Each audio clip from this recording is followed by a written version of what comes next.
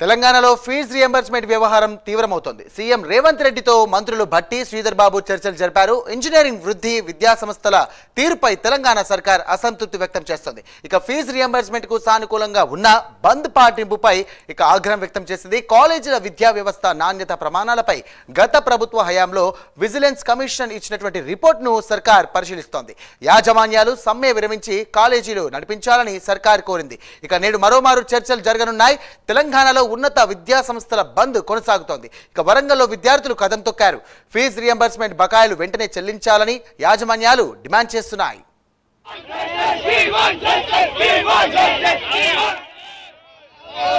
రాష్ట్ర ప్రభుత్వ ప్రధాన కార్యదర్శి శ్రీ రామకృష్ణారావు గారు, అట్లాగే రాష్ట్ర ప్రభుత్వ principal secretary finance Shri Sandeep Sultania గారు, ఎడ్యుకేషన్ శాఖ సంబంధించినటువంటి కార్యదర్శులు, హైయర్ ఎడ్యుకేషన్ చైర్మన్, అట్లాగే ఎస్సీ ఎస్టీ డిపార్ట్మెంట్ సంబంధించినటువంటి కార్యదర్శులు, కళాశాల యాజమాన్యం సుదీర్ఘంగా అందరం కలిసి దాదాపు ఒక 4 గంటల సేపు సుదీర్ఘంగా చర్చలు జరిగాయి.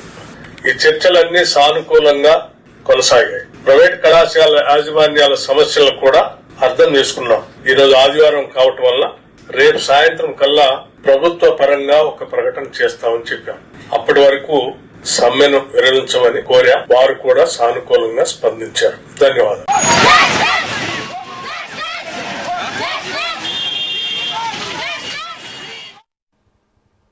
రైట్, ఇదే అంశానికి సంబంధించి మరిన్ని డీటెయిల్స్ అందించడానికి మా కరెస్పాండెంట్ నాగేంద్ర సిద్ధంగా ఉన్నారు. నాగేంద్ర, చెప్పండి. ఒకవైపు ప్రభుత్వం కూడా కాస్త కోపంగా ఉన్నట్టు తెలుస్తుంది, కానీ మాకు సంబంధించి ఫీజు రియంబర్స్మెంట్ కూడా విడుదల చేయాలని చెప్పేసి ఇటు యాజమాన్యాలు అటు విద్యార్థులు కూడా కదం తొక్కారు. దీన్ని ఏ విధంగా చూడొచ్చు? ప్రస్తుతం ప్రభుత్వం ఏమంటోంది? Thank you Sai. ముఖ్యంగా ప్రభుత్వం ఎంత కోపంగా ఉన్నప్పటికీ ముఖ్యంగా విద్యార్థుల భవిష్యత్తును మాత్రం ప్రభుత్వం పరిగణలోకి తీసుకోవాల్సినటువంటి అవసరం ఉంది. ఎందుకంటే దాదాపు గత 6 సంవత్సరాలుగా, అంటే బీఆర్ఎస్ ప్రభుత్వం ఉన్నటువంటి సమయంలో 4 సంవత్సరాలు, అదేవిధంగా ఇప్పుడు దాదాపు 2 సంవత్సరాలు, అంటే ఓవరాల్గా 6 సంవత్సరాల నుంచి విద్యా సంస్థలకు ఇవ్వాల్సినటువంటి ఫీజు రియంబర్స్మెంట్ కానీ స్కాలర్షిప్స్ సంబంధించినటువంటి అమౌంట్స్ దాదాపు 8,000 కోట్లకు పైగా కూడా బకాయిలు పెండింగ్లో ఉన్నటువంటి పరిస్థితి. ప్రస్తుతం ఇన్ని వేల కోట్ల రూపాయలు పెండింగ్లో పెట్టుకొని విద్యా సంస్థలను ఏ విధంగా నడపాలి, అదేవిధంగా ఏ విధంగా విద్యా సంస్థలో పనిచేస్తున్నటువంటి సిబ్బందికి జీతాలు చెల్లించాలనేటటువంటి ఆవేదనలో ప్రధానంగా విద్యా సంస్థలు ఉన్నాయి. దానిలో భాగంగానే తెలంగాణ రాష్ట్ర వ్యాప్తంగా ఉన్నటువంటి ఉన్నత విద్యా సంస్థల సమాఖ్య బంద్కు పిలుపునివ్వడం జరిగింది. ముఖ్యంగా దానిలో భాగంగా ముఖ్యంగా ఈ నెల 12వ తేదీనే రాష్ట్ర ప్రభుత్వానికి నోటీసులు ఇవ్వడం జరిగింది. ముఖ్యంగా ఏదైతే మొదటి విడతగా 1,200 కోట్ల రూపాయలను ఈ దసరా లోపు రిలీజ్ చేయాలి, రిలీజ్ చేయని పక్షంలో మేము బంద్కి వెళ్తామంటూ కూడా పిలుపునివ్వడం జరిగింది. ప్రస్తుతం దానిలో భాగంగానే ఇప్పటికే విడతల వారీగా ప్రభుత్వానితో ముఖ్యంగా డిప్యూటీ సీఎంగా ఉన్నటువంటి భట్టి విక్రమార్క కానీ ఇతర నేతలతో భేటీ అయినప్పటికీ దాంట్లో ఒక క్లారిటీ రాలేదు. దీంతో నిన్న క్లారిటీ రాకపోవడంతో ఈ రోజు నుంచి కూడా రాష్ట్ర వ్యాప్తంగా ఉన్నటువంటి దాదాపు 1000కి పైగా కాలేజీలు, అంటే ఇంటర్కి సంబంధించి కానీ డిగ్రీ అదేవిధంగా పీజీ కాలేజీలంతా కూడా ఈ రోజు నుంచే పూర్తి స్థాయిలో బంద్ని పాటించడం జరుగుతుంది. ముఖ్యంగా ఒకవైపు విద్యా సంస్థలకు సంబంధించి రాష్ట్ర వ్యాప్తంగా దాదాపు 1000కి పైగా మూతబడుతుంటే, మరొకవైపు ఫార్మసీకి సంబంధించి బీఈడికి సంబంధించినటువంటి ఎగ్జామ్స్ కూడా జరుగుతున్నటువంటి పరిస్థితి ఉంది. దీంతోపాటు మరొకవైపు కొన్ని ఇంజనీరింగ్ కాలేజీలకు సంబంధించినటువంటి అంశంలో ఇంటర్నల్ ఎగ్జామ్స్ కూడా జరుగుతున్నటువంటి పరిస్థితి. ప్రస్తుతం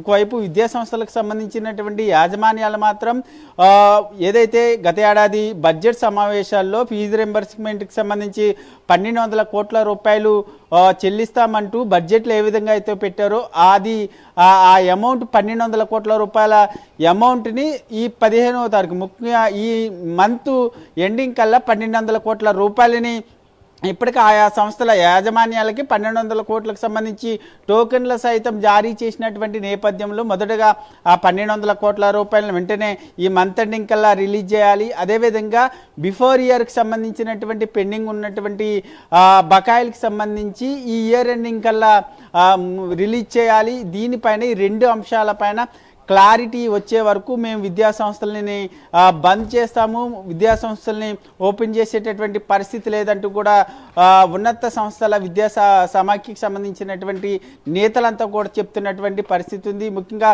దీంతో పాటు ముఖ్యంగా ఈ నెల 21, 22వ తేదీల్లో హైదరాబాద్ నగర వ్యాప్తంగా దాదాపు 10 లక్షల మంది విద్యార్థులతో మహాధర్నా చేపట్టేందుకు ఈ సంస్థ సమాఖ్య సిద్ధమవుతున్నటువంటి నేపథ్యంలో ప్రభుత్వం ఎటువంటి నిర్ణయం తీసుకోబోతుందా అనేది మాత్రం చూడాలి. ఎందుకంటే ఈరోజు డిప్యూటీ సీఎం బట్టి విక్రమార్కతో ఈరోజు సమావేశం ఉన్నటువంటి నేపథ్యంలో ఈ సమావేశంలో అయినా సరే క్లారిటీ వస్తుందా లేదా అనేది చూడాలి. ఎందుకంటే ప్రభుత్వం ఈ అంశం పైన దిగివచ్చి వెంటనే 1,000 కోట్ల రూపాయలకు సంబంధించినటువంటి అంశంలో ఏదైతే టోకెన్లు ఇచ్చారో నాగేంద్ర, ఇటు ఒక విధంగా చూసుకున్నట్టయితే గత ప్రభుత్వం యొక్క అలసత్వంతోనే ఈ బకాయిలు అనేటివి ఉండిపోయాయని చెప్పేసి ప్రస్తుతం ఉన్నటువంటి ప్రభుత్వం ఆరోపిస్తూ ఉంది. ఎందుకంటే గత ప్రభుత్వంలోనే విడుదల చేయాల్సినటువంటి యొక్క నిధులు ఏదైతే ఉన్నాయో వాటిని దారి మళ్లించడంతో ఈ యొక్క పరిస్థితి దాపురించిందని చెప్పేసి ఇప్పుడున్నటువంటి ప్రభుత్వ ఉన్నత మంత్రులు కూడా అంటున్నారు, అలాగే నాయకులు కూడా అంటున్నారు. దీనిపైన విద్యార్థి సంఘాల నాయకులు కానివ్వండి, యాజమాన్యాలు ఎలా స్పందిస్తా అనుకోవచ్చు? ముఖ్యంగా వాళ్ళు ఒకటి క్లారిటీగా చెప్తున్నారు. ఎందుకంటే బీఆర్ఎస్ ప్రభుత్వ హయాంలో దాదాపు 4 సంవత్సరాల్లో దాదాపు 5,500 కోట్ల రూపాయలకు పైగా బకాయిలు పెండింగ్ ఉంటే కాంగ్రెస్ అధికారంలోకి వచ్చిన తర్వాత ఈ 21 నెలల్లో దాదాపు 2,000 కోట్లకు పైగా కూడా బకాయిలు పెట్టినటువంటి పరిస్థితి ఉంది. ఓవరాల్గా చూసుకుంటే 8,000 కోట్లకు పైగా కూడా బకాయిలు ఉన్నాయి. ముఖ్యంగా కాంగ్రెస్ అధికారంలోకి వచ్చిన తర్వాత అయినా సరే ఈ 2 సంవత్సరాల్లో ఫీజు రింబర్స్మెంట్కి సంబంధించినటువంటి బకాయిలు కొంత రిలీజ్ చేయాల్సినటువంటి అవసరం ఉంది. కానీ ముఖ్యంగా ఉన్నత విద్యా సంస్థలకు సంబంధించినటువంటి సమాఖ్యకి సంబంధించినటువంటి అధ్యక్షులు ఒక్కడే చెప్తున్నారు. ముఖ్యంగా గత బీఆర్ఎస్ ప్రభుత్వ హయాంలో పెండింగ్లు ఉన్నాయి కాబట్టి మేము ఆ సానుకూల అంశాన్ని పరిగణలోకి తీసుకొని మేము ఇప్పటి వరకు కూడా ప్రభుత్వం పైన ఒత్తిడి తీసుకురాలేదు. దానిలో భాగంగానే మేము ఈ 21 నెలల పాటు వెయిట్ చేశామంటూ కూడా ఉన్నత విద్యా సంస్థలకు సంబంధించినటువంటి సమాఖ్య సభ్యులు చెప్తున్నటువంటి పరిస్థితి. మరి ఈ ప్రభుత్వ సాయంత్రం చేపట్టేటువంటి సమావేశంలో అయినా ఒక క్లారిటీ రావాలి. దాదాపు 14 లక్షల మంది విద్యార్థులకు సంబంధించినటువంటి భవిష్యత్ పైన ప్రభుత్వం ఒక నిర్ణయం తీసుకోవాలనేటటువంటి ఆలోచనలో ప్రభుత్వం ఉండాలి. అదేవిధంగా 1,200 కోట్ల రూపాయలని రిలీజ్ చేసిన వెంటనే దీనికి ఒక క్లారిటీ వచ్చిన తర్వాత వెంటనే విద్యా సంస్థలన్నింటిని కూడా ఓపెన్ చేసి విద్యార్థులకు సంబంధించినటువంటి భవిష్యత్తును పరిగణలోకి తీసుకొని ముందుకు వెళ్లాల్సినటువంటి అవసరం కనబడుతుందని చెప్పాలి. Right, thank you Nagendra.